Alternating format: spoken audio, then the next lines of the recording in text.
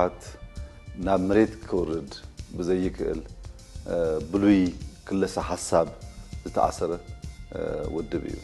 ሕጂ ጸገም ኮይኑ ዘሎ ኣብ ከባቢ ወልቃይት ዝተፈናቀሉ ዝምልከት እዩ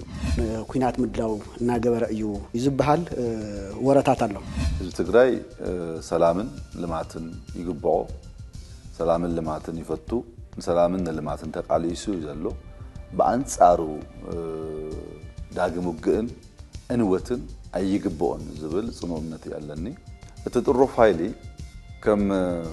እብድ ከልቢ مس منسي تجراي مس አባላት ጸጥታ ትግራይ مس ምሁራት ዲያስፖራ